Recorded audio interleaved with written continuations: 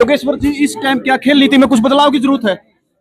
देखिए, आज जो हरियाणा की खेल नीति है वो पूरे देश में सबसे अच्छी है। और हरियाणा के जब खिलाड़ी बात ओलंपिक एशियन गेम्स की हो, कॉमनवेल्थ गेम्स की हो, तो आज में हरियाणा खिलाड़ी रहते हैं, सुधार की गुंजाइश हमेशा रहती है। अच्छा, गरीब घर के जो परिवार के खिलाड़ी हैं उनके लिए भी सरकार कोई नई नीति लेकर आ रही है? देखिए, अभी नई नीति जो इसमें विधानसभा को तो मेरे को पता नहीं, पर खेल नीतियां चेंज होती रहती है, सुधार की गुंजाइश हमेशा होती रहती है। और लगभग 2000 नर्सियां अभी जो सरकार ने बनाई है, तो एक ग्रास रूट पे काम करने के लिए है। जो गरीब परिवार से खिलाड़ी आते हैं उनके लिए है, और गरीब परिवार के लिए खिलाड़ियों से अलग ये भी है कि दीनदयाल उपाध्याय जी के स्कीम के तहत उन बच्चों को आर्थिक सहायता दी जाती है। आप अपनी तरफ से गरीब परिवार के जो पहलवान हैं उनको क्या कहना चाहोगे? देखिए, मैं गरीब परिवार की बात हम सभी से कहूंगा, खिलाड़ियों से, कोई खिलाड़ियों से, कि अपना सपना बड़ा बनाइए, मेहनत कीजिए और देश का मान सम्मान बढ़ाने के लिए नारे कीजिए और मेहनत कीजिए। ओलंपिक चैंपियन बनने का सपना देखिए और वो जरूर पूरा होगा आपका। योगेश्वर जी, तकरीबन जो बच्चे हैं आज मोबाइल पे आ गए हैं, तो मिट्टी का खेल है और तकरीबन जो स्पोर्ट्स में उनकी रुचि कम और मोबाइल में रुचि ज्यादा हो गई। देखिए, बड़ी दुर्भाग्य की बात है पूरे देश में। ये बात है कि छोटे बच्चों के लिए नहीं, हमारे बड़े भी जो हैं वो भी आज मोबाइल के साथ चिपके रहते हैं, जिसका बड़ा दुष्प्रभाव होता है। तो मैं सभी बच्चों से कहूंगा कि फोन से दूरी बनाए रखें, और बच्चों के जो पेरेंट्स हैं, माता पिता, उनसे बोलूंगा कि अपने बच्चों का ध्यान रखें और उनका फोन कम से कम यूज करने दें। और कोई बच्चा अगर खेल में जाता हो या शिक्षा में जाता है, किसी भी चीज में जाता है, तो उसका पूरा फोकस उस चीज पे रहना चाहिए।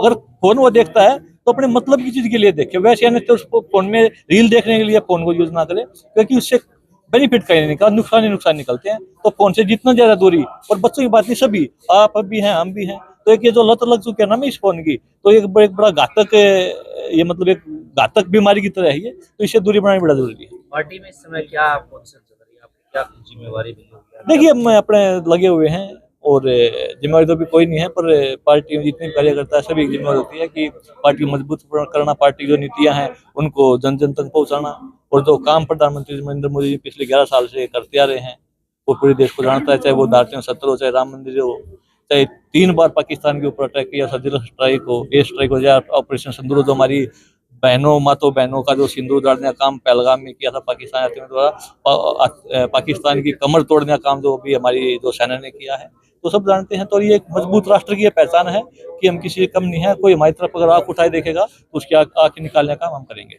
योगेश्वर दत्त जी, युवाओं को नशे के बारे में क्या संदेश देना मैं चाहोगे? ये कहूंगा कि नशे से दूर रहें। नशा एक दिमाग की तरह है, कैंसर की तरह है। और जो छोटे बच्चे हैं, मैं तो यहाँ भी बच्चों के जो माता पिता उनसे कहूंगा कि जो अपने छोटे बच्चों का ध्यान रखें। शाम को कहाँ जाते हैं, शाम को कहीं मीटिंग पार्टियों की जगह, कहीं टोलियों की जगह बच्चों को ग्राउंड में भेजें।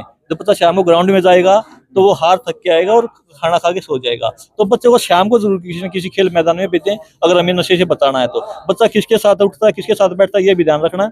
अगर हम अपने बच्चों को बचा लिया, अपने बच्चों को बिगड़ने से बचा लिया, नशे से बचा लिया, तो सबसे बड़ी कामयाबी है। हमारे साथ थे